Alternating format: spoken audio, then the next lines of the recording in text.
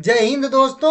अब बढ़िया सी एक खबर निकल के सामने आ रही है वोडाफोन आइडिया में, साथ में अक्षिता कॉटन में, हिंदुस्तान कॉपर में, एनसीसी में, टाटा स्टील में, इस तरीके से कई सारी कंपनियों में बढ़िया खबरें निकल के सामने आ रही हैं। सबको जो देखेंगे, देखिए वोडाफोन आइडिया में 10% की गिरावट आई है और आज अच्छा खासा इक्विटी शेयर भी ट्रेड हुआ है 364 करोड़। न्यूज आप लोगों को पता है कि जो 87,700 करोड़ के आसपास का इनका एजीआर था, इस पे कुछ खास राहत नहीं दी गई है। 5 साल के लिए इसको बढ़ा दिया गया है और फिर उसके 10 साल आगे तक उनको देना है। हर साल 8,000 करोड़ के आसपास कह लीजिए, एक तरह से सीधा सीधा कैबिनेट से यही जो है इनको राहत पैकेज के तौर पे मिला है, जो मार्केट को पसंद नहीं आया और शेयर में गिरावट आ गई है। लेकिन उसके बाद कंपनी का स्पष्टीकरण भी आ गया है इस पे कि ऐसा कंपनी को कोई भी नोटिफिकेशन सरकार की तरफ से नहीं मिला है। लेकिन उसके बाद एक ये 31 दिसंबर 2025 की खबर निकल के सामने आ रही है। देखिए न्यूज तो बहुत बड़ी है, लेकिन मैं सीधा सीधा आप लोगों को बस मेन उद्देश्य समझाता हूँ इस न्यूज का, कि जब वोडाफोन का और आइडिया का डिमर्जर हुआ था, सॉरी मर्जर हुआ था, तब कुछ रूल रेगुलेशन बनाए गए थे, कुछ एग्रीमेंट किए गए थे। उसमें बताया गया था कि वोडाफोन आइडिया जो ग्रुप है, सॉरी वोडाफोन आइडिया नहीं, आइडिया जो ग्रुप है, ठीक है ना, जिसको अगर हम लोग देखेंगे तो क्या नाम यहाँ पे आता है उनका निकल के सामने, कुछ बीबी करके ग्रुप नहीं एक आता है वोडाफोन आइडिया की तरफ से। तो उनको जो है कुछ पैसा इसमें डालना था, उनको यहाँ पे बताया गया था, ठीक है ना। मतलब ये वोडाफोन इंटरनेशनल होल्डिंग बीबी जो समूह है, ग्रुप है, इन्होंने कुछ पैसा डालने के लिए कहा था, जो लगभग 8,400 करोड़ के आसपास की रकम थी। जिसमें से अगर देखेंगे तो अभी भी इन्होंने टोटल 2,000 करोड़ रुपया का इन्वेस्टमेंट किया है। मतलब एग्रीमेंट के तहत इन्होंने क्लेम किया है अमाउंट। और उसके बाद मतलब ये 6,394 करोड़ का यहाँ पे क्लेम अभी भी बाकी है। और अगर यहाँ पे देखेंगे तो यह इतना रकम जो है ये फिर से मतलब आइडिया ग्रुप जो है यहाँ पे मतलब 6,400 करोड़ पे यहाँ पे डालने वाले हैं अमाउंट। इनको शेयर इशू किए जाएंगे, कुछ कैश अमाउंट भी मिलेगा, इस तरीके से यहाँ पे कॉम्बिनेशन बना के दिया जाएगा। और 2,300 करोड़ के आसपास का जो रकम है वो अगले 12 महीने में जारी करेंगे। तो इस तरीके से यहाँ पे बताया गया है, जिससे कंपनी के बैलेंस शीट थोड़ी सी मजबूत होती हुई हम लोगों को यहाँ पे दिखेगी। Total 328 crore equity share issue किए जाएंगे और इसमें मेरे हिसाब से 5 साल का लॉकिंग भी रहने वाला है। बाकी जो 35 करोड़ जो और इनको इशू किया जाएगा, मतलब शेयर, ठीक है ना, 3500 करोड़ रुपए के मतलब शेयर इशू किए जाएंगे। उसको जो है 10 रुपये 75 पैसे के प्राइस पे यहाँ पे इशू किए जाएंगे। तो इस तरीके से एक अपडेट आ रहा है, पॉजिटिव अपडेट है भाई। तो कल भी वोडाफोन आइडिया को फोकस में आप लोग रखिएगा। अक्षिता कॉटन लिमिटेड 13 रुपये का यह शेयर है भाई। कई बार कंपनी पहले से भी बोनस दे चुकी है, बार बार बोनस कंपनी देती है। 19 में दिया था, 20 गैप किया था, 21 गैप किया था, उसके 22 में 1:2, 23 में 1:3 और 24 में भी 1:3 दिया है। और अब 25 में भी कंपनी, 25 तो चलिए गैप हो गया है मान लीजिए, अगले मही साल ही मतलब तो ये 26 में ही काउंट होगा। 26 में भी कंपनी फिर से जो है अपने Q3 रिजल्ट के साथ में बोनस शेयर घोषित करने वाली है। इसका रिजल्ट आने वाला है 5 जनवरी 2025 को। और साथ में कंपनी यहाँ पे बोनस शेयर इशू करने पे भी विचार करने वाली है अक्षिता कॉटन। और हाल फिलहाल में शेयर में अच्छा खासा मोमेंटम भी आया है, आप लोग जाके देख सकते हो। हिंदुस्तान कॉपर लिमिटेड यहाँ पे देखेंगे तो 518 रुपया ट्रेड कर रहा है इसका शेयर।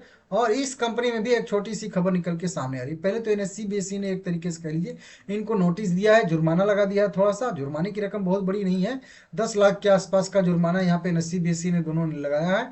तो इसको जो है यहाँ पे बताया गया है, मतलब वही भारत सरकार के माइन मंत्रालय को पत्र में लिखा गया है इस तरीके से।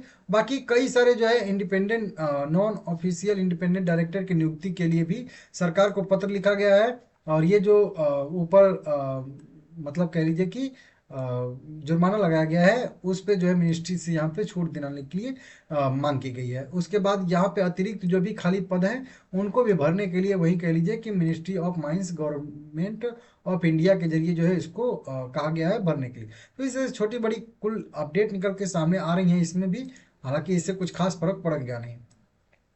एनसीसी लिमिटेड 160 रुपये पे ट्रेड कर रहा है 3.5% की बढ़त के साथ।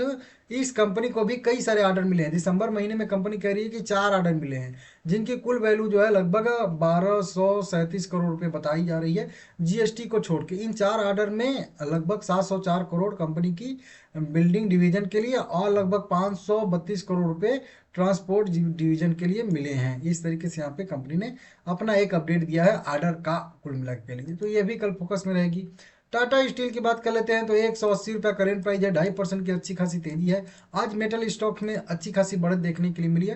कंपनी ने थोड़ा सा एक अधिग्रहण किया है अपनी ही सब्सिडी कंपनी से, अपनी ही सब्सिडी कंपनी में जो है कुछ इन्वेस्टमेंट कंपनी ने कराया है, या फिर हो सकता है ये दूसरी भी कंपनी हो। टाटा स्टील लिमिटेड ने Tata blue scope private limited Tata steel के बीच जो है पूर्ण स्वामित्व वाली जो है कंपनी है। Tata steel down stream product limited और ब्लू स्कोप स्टील लिमिटेड के बीच जो है अपनी पूर्ण स्वामित्व वाली सहायक कंपनी के माध्यम से ज्वाइंट वेंचर इन लोगों का 50-50% का है। इसमें 10 रुपये अंकित मूल्य वाले लगभग कह लीजिए कि वहीं 43,29,90,000 इक्विटी शेयर का अधिग्रहण करेगी, जिसकी टोटल वैल्यू जो बन जाती है लगभग राउंड पेयर में कह लीजिए यहाँ पे 1100 करोड़ रुपए के आसपास बन जाती है। तो फिर blue scope steel Asia holding limited जो इसकी है वो बन जाएगी इसकी कह लीजिए कि पूर्ण स्वामित्व वाली सहायक कंपनी, क्योंकि डायरेक्ट और इनडायरेक्ट स्कीम में जो है Tata blue scope steel private limited में हो जाएगी 99.99% की हिस्सेदारी, तो ये बन जाएगी इनकी सब्सिडरी कंपनी। तो इस तरीके से देख लीजिएगा आप लोग, बढ़िया सा अपडेट आ रहा है एक अधिग्रहण का, तो कंपनी अच्छा खासा इन्वेस्टमेंट कर रही है। सोलर इंडस्ट्री लिमिटेड का भी देखेंगे तो 12,252 रुपये करेंट प्राइस है, 1 लाख करोड़ के मार्केट कैप वाली कंपनी है। इस कंपनी को भी देखेंगे हम लोग तो 1746 करोड़ रुपए के आसपास का एक बड़ा सा अच्छा सा ऑर्डर मिलता हुआ नजर आ रहा है दोस्तों। इसके वजह से कल भी यह शेयर जो है फोकस में रहने वाला है, इसको भी आप लोग देख लीजिएगा, अच्छा खासा अपडेट आ रहा है। अपोलो माइक्रो सिस्टम लिमिटेड 272 रुपये पे ट्रेड कर रहा है, 5% की इसमें भी अच्छी खासी बढ़त आ रही है। कोल इंडिया की सब्सिडी कंपनी से इसको भी लगभग 420 करोड़ रुपए के आसपास का ऑर्डर मिला है, और यह भी कंपनी कल फोकस में भी रहने वाली है, इसको देख लीजिएगा। मीरा इंडस्ट्री लिमिटेड 64 रुपये के आसपास करेंट प्राइस ट्रेड करता हुआ दिख रहा है।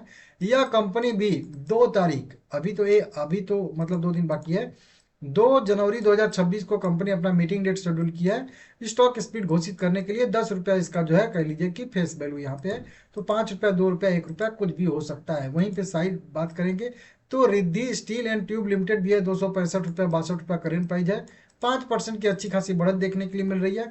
कल यह भी कंपनी जो है हम लोगों को यहाँ पे 1 जनवरी को, ठीक है ना, यहाँ पे 1 जनवरी 1 जनवरी को कल कंपनी जो है हम लोगों को बोनस शेयर देने वाली है, और भी कई सारे मुद्दों पे विचार करेगी, लेकिन खास करके हम लोग फोकस करेंगे कि कंपनी बोनस देगी। यहाँ पे 1 जनवरी 2026 को बोनस शेयर जारी करेगी, तो इसको भी आप लोग देख लीजिएगा। वीडियो पसंद आया है लाइक करिएगा, चैनल को सब्सक्राइब कर लीजिएगा।